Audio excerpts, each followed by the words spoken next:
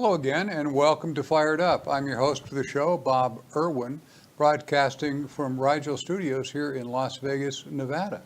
This show is about guns, related political issues, and self-defense issues. As Fired Up is available on our website, firedupwithbobirwin.com. A new show is posted every Thursday around 5 p.m. Pacific time. New shows also appear on YouTube and numerous other media. The audio feed is rebroadcast. Audio feed from these live shows are broadcast for radio listeners Saturdays at noon on the Nevada Talk Network. You can check out KELY1230.com for a station in your area. If you have questions or comments, you can send an email to bob@firedupmail.com or leave a message on my office recorder, which is 702-257-1060. If you leave contact information, we will respond by email, text, or telephone. Questions directed to our guests will be forwarded to them. Just background on the show, there are several hundred defensive uses of firearms every week in the United States, rarely covered by the mainstream media. So we always try to present a few for our listeners' education. Most are good shootings, some are questionable, sometimes they're not good shootings, but they're all educational for firearms owners. Individual incidents are generally adjudicated under local law, so advice here might not apply to listeners in different jurisdictions. The incidents are as reported, except we always delete the names of the individuals involved. My guest today is retired Detective Sergeant Mike Bunker. Mike, if you would, a bit of your background for anybody that hasn't seen you on the show before. I've been a police officer. I am a retired police officer. I was a police officer for 40 years. I've worked and handled almost every type of criminal complaint that comes across law enforcement, either in a protracted or longer-based court presentation or as initial responders gathering evidence and securing the scene and or arresting subjects. So you've kind of been there and done that. I've done most of it. This first story comes from WNAP TV 16. It's an ABC affiliate, reported on the 11th of January this year, 1920. We're in 2019 now, not 1919, Bob. In Berlin Township, Pennsylvania. A man from Milonsville is facing charges after he tried to break into a home near the Boyds Mill in Wayne County. According to the trooper, a fellow named John Decker, the 36-year-old suspect tried to break into a home in Berlin Township around 3 a.m. This was Friday, because he wanted a cigarette. At least that's what it ended up being. The subject was repeatedly banging on the back door of a home when the homeowner, a 90-year-old guy, answered the door with a revolver in his hand and told the subject to leave. The 36-year-old told the homeowner he was going to come inside anyway and pulled what the homeowner thought was a gun out of his pocket. The homeowner then shot the subject in the leg with his gun, went inside, called the police, then he locked the door and barricaded himself in the bathroom. Officers say when they arrived, they found the subject on the back porch and transported him to a nearby hospital. The charges will be filed against this 36-year-old, basically attempted home intruder in Wayne County, Pennsylvania. This is interesting. I can remember years ago when I quit smoking, I sometimes really wanted a cigarette, but never quite this badly. Given the time of day and the motion appearing to be a threat apparent to the resident, it's a good shooting for this 90-year-old. What do you think, Mr. Bunker? I certainly think it was a good shooting, even if the man did not make a motion to pull something from his pocket merely intending and demonstrating the fact that he was going to force his way in would, in my mind, put the resident in fear for his life or fear of being injured, certainly. Yeah, we're dealing with a guy here who's 90 years old. I mean, Well, even if it was younger than that, even, I mean, where are you encumbered at a certain age to physically fight an individual? What you're supposed to see whether or not, well, he's about my size, he's about my weight, I think I'll have a chance of taking him physically. That's ludicrous if you're within your own home and the individual is coming towards you. You don't have to sustain injuries to use force to overcome it. Yeah, I have to totally agree. When I looked at this case, I thought, even if this turned out to be a horrifically bad shooting, charging a 90-year-old person with trying to defend themselves, just would, a jury's just not going to convict him of anything, unless he's a lot sprier than I intend to be when I'm 90. We're going to go to the second story here, and this is from KREM TV. A reporter named Ian Smay reported on the 14th of this month. This is in northern Idaho. A decision was reached in a shooting in the Craigstone area just outside of Spirit Lake. The shooting took place on October 12, 2018. So we're some days after the original shooting. The Bonner County prosecutor, a fellow named Lewis Marshall, says the shooting death on October 12, 2018 of a 39-year-old was justifiable homicide carried out in self-defense. The 41-year-old female resident of the house shot this 39-year-old in her driveway after he approached her and her 70-year-old mother. The subject ran shirtless toward the two with his fists clenched. So the 41-year-old woman armed herself with a baseball bat and a handgun. Despite the resident women telling the subject to stop, he continued running at them, at which point they actually threw rocks at him in an effort to get him to stop coming toward them. As he got closer, the 39-year-old subject told the pair, "I'm going to get you." The younger woman shot him once in the chest at a distance of approximately 5 feet. She then quickly began life-saving techniques, CPR or something, I assume, to address his wound. Arriving detectives corroborated the woman's story about the events with the 39-year-old before he died. They were able, apparently, to ask him what's going on. We have like a dying declaration here, I guess. He also told the officers he had multiple alcoholic beverages that day. The autopsy found his blood alcohol level to be, get this, 0.233. The Bonner County coroner has confirmed that he was shot in the back.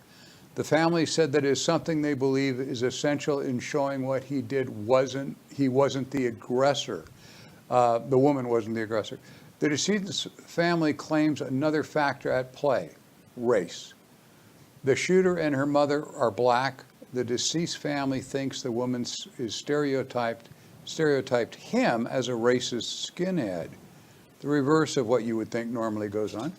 Detectives said that wasn't the case. They discovered previous charges of violent acts against the woman by the deceased. His sister, the deceased sister, denied that he committed crimes against women and said that he had turned his life around. We've heard that once or twice. In this case, the shooter did everything absolutely right. Verbal warnings were applied. Less than lethal force was attempted. That would be the baseball bat, which didn't do her any good, of course. Once she fired the gun and the threat was eliminated, in other words, he stopped coming forward, she even applied first aid. It doesn't get much better than that. What do you think? An absolute justifiable shooting, and every suspect that I have seen that families have testified against, nobody is going to say that their mother, father, brother, aunt, or uncle was an asshole and had it coming. It just doesn't happen because family tends to know a different side of the aggressor or suspect than what is taking place at the events. It's just human nature, just what happens. And as Bob far left his cell phone on. as Hang on, y'all. Always check that when you're doing a live broadcast. That's a rule. And as far as shooting the man in the back, there's a lot of studies on the fact that if the shooter and the receiver both decide to do something at the moment, if the guy running towards them decides that he's going to run away because he sees the gun, and the woman, the shooter, sees the individual coming at him, pulls the trigger. If they decide to do that at the same instant, you're going to shoot the individual in the back every single time, or the side at the very least. It's just a reaction time. Yeah, we've done several shows where we've talked about that. It makes me wonder if that type of information has been given to the decedent's family. We can expect a civil lawsuit against the shooter, against the shooting woman, but that lawsuit will be largely deflected by the shooters immediately calling for help and applying first aid and so forth, showing by all her actions that she did not intend to take a life. In fact, they warned him by throwing rocks and so forth and so on. You can't really fault anything that she did in this case. As Mike is aware, I've worked several cases where we talked about this issue of people turning as the gun comes up. When it's almost a given. We've got another show next week about that has the same type of thing in it, where the individual, as you pull up your gun to fire, the individual sees that coming and he does his schoolyard reaction of putting his hands up like this and turning, because you react like a schoolyard fight and you're going to get punched in the face and you don't want that to happen. So they're turning, you're shooting, and invariably the rounds either go in the side or in the back. We've seen this very, very commonly in police shootings. And there's just a ton of data on how long it takes to turn and how long it takes to react and how long it takes you to stop firing once that thing takes place, the event takes place. And it actually, just without going into great detail, it takes just a bit longer for you to stop shooting than it does for the guy to turn.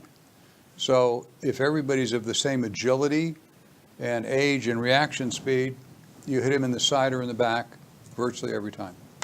We're going to take a break here for a word from our sponsors, and we'll be right back. Don't go away.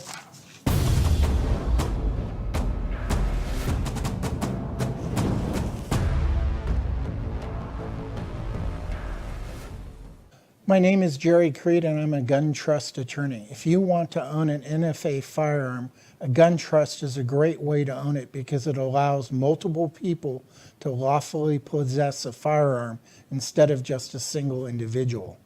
I have reviewed lots of gun trusts, and I have found they often don't include the forms you need to bring people on as trustees and remove them as trustees. In addition, a gun trust will save you the cost of probate and avoid probate, and it can protect your executor and family members. There isn't an element of intent in these laws that affect the NFA firearm possession. So it doesn't matter if your wife didn't intend to sell the gun at a garage sale or yard sale, or your daughter didn't intend to drive the car with the silencer in the trunk. A gun trust is a great way to protect your family members and friends and share in the fun and pleasure of owning NFA weapons. If you want a gun trust done right, remember to trust Jerry. Hi, I'm Bob Irwin, and I get to do my own commercial. The short version is I've had 50 years experience in firearms, firearm repair, firearm design, 30,000 CCW holders I've personally taught, 20,000 security officers, etc. Taught in 28 police academies, firearms and use force. I've also appeared more than 200 times in gun-related cases in federal, state, and local court.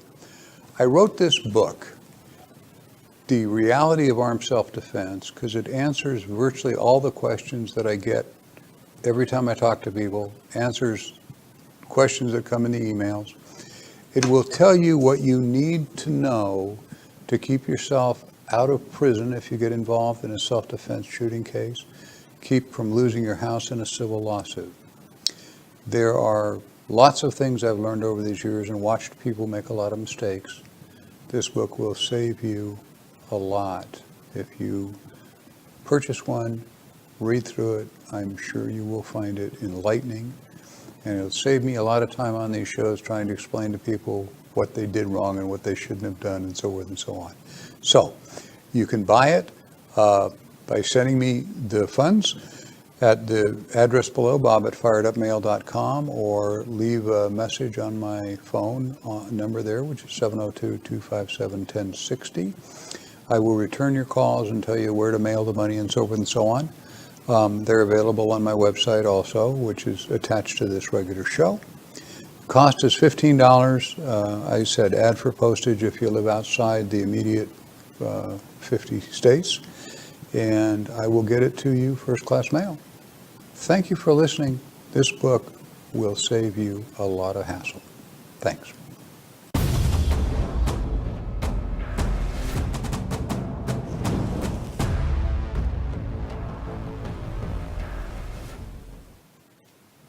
And we're back. The Star Tribune in Minnesota reported a story earlier this year about a west side of their jurisdiction, suburban law enforcement agency, is permanently outfitting its officers with lightweight cameras mounted on their handguns, making them among the first in the state to adopt this American technology amid calls for transparency in police shootings. This device, I should have brought a picture for the show.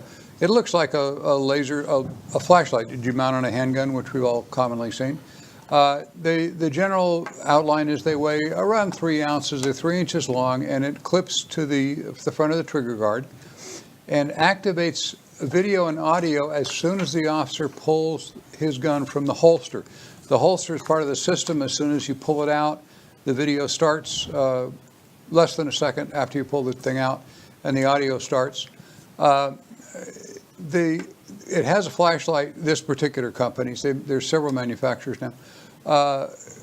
It has a flashlight so to help the officer in the dark, so the camera comes on automatically. You can turn the flashlight on if he chooses. The police chief for the West Hennepin County Safety Department said that each of its 10 officers will carry the weapon-mounted cameras at a cost of $7,200. Less expensive than actual body cameras. You're talking about $720 a person. The department tried out the cameras for the past year as part of a pilot project. A few months ago, the Farmington Police Department began carrying the devices. That's a nearby city police department. The cameras are being marketed now by several companies throughout the United States. They were shown here locally in Nevada at the SHOT Show, the big industry gun and hunting show that just closed here in Las Vegas as we're doing this broadcast. It was on up until last week. They have interest from a number of West Coast agencies, the people that were there, which was a different company. There is, the problem is when danger threatens and the officer brings his gun up, normally his body will block the view of the body-mounted camera. If he's carrying one on his ear or on his helmet, not so much, but he tends to point the gun, bring his hands up, and that a lot of times blocks the camera, so the incident actually isn't recorded. The problem here is a lot. I'm going to let Sergeant here start down this. It seems like a really bright idea, but there's some real flaws in the system here as I see it. Well, to begin with, having a real-time picture of the events when you have pulled your gun, pointing it, and or maybe firing it is great. It's really, really good. But there's a couple of problems with that. You do not see what preceded the event that led up to it and what caused you to pull your gun and point it at the individual. That's number one. Number two, now I don't know the mechanics of this, but how is it activated? If it is activated with a pressure switch that has to be activated by the individual in the draw, that's a problem. Wait, well, just hold on 1 second. I'll clear that up. I didn't cover it in the article. It comes with a holster that's built for the system, and they make them for plainclothes or for belts and right and left-handed. And the holster itself has a sensor. When the gun is pulled, the camera goes on right then. So it's less than a second from the time it comes out of the holster until you have full audio and video. You may, if you're slow on the draw, you may have videos of the inside of your holster, but it'll have a video. But I see where you're going, and you're going the exact spot I would be going with this. Well, it's having a real life, seeing the shooting as it takes place. But as you draw, if you go back to it, as you draw your gun and you're pointing at the individual, you don't see what caused it. And the camera systems, the way they have them, there's ways that they could mount them that it would show you more of the event. But police-related events are notorious for starting and finishing within minutes, and we'll just pick a number, 5. But everybody's taken a minute and a half to get their phones out to take pictures of it, and they show some pretty horrendous things. And even if you take into effect the officers involved, you have difficulty in inserting yourself into their mindset as far as what they are thinking. It's difficult. I'm not against cameras. I think, you know, they're good, but they are not perfect. What I came to when we look at police shootings, one, the sergeant is exactly right. When you're not seeing what, from my perspective, as trying to diagnose gunfights and who's right and who's wrong, what you're seeing is not what caused the officer to draw his gun. Whatever the guy was doing, throwing rocks or standing still or, you know, cussing or whatever, you know, pulling a knife, trying to pull a gun out of his boot that's stuck, any number of things that cause the officer to point his gun, you don't have that on the camera. You only have the officer firing, which what matters is what happened in the 3 to 4 seconds prior to the officer drawing his gun. I know you can remember this, Mike. We had the electronic whiz several years ago of a laser that was marketed to law enforcement, particularly prisons, where they mounted a laser internally on Mini 14s commonly, and it was set up through the trigger. So when the officer brought the gun up, if he pulled the trigger part way, it would turn the laser on, and pulling it the rest of the way fired the gun. A lot of gunshots. They were marketed to prisons, and we had so many unintentional firings that they quickly went off the market. I think it took a year and then several years of lawsuits before the manufacturer decided this is probably a really bad idea. But we're showing we're not showing why the officer fired. We're just showing what the suspect's doing at the split second that he decided to fire. And what matters is, of course, what happened before. And then we have another problem that I only perceive in my demented mind, having done so many lawsuit stuff. The officer wants to record what the guy's doing.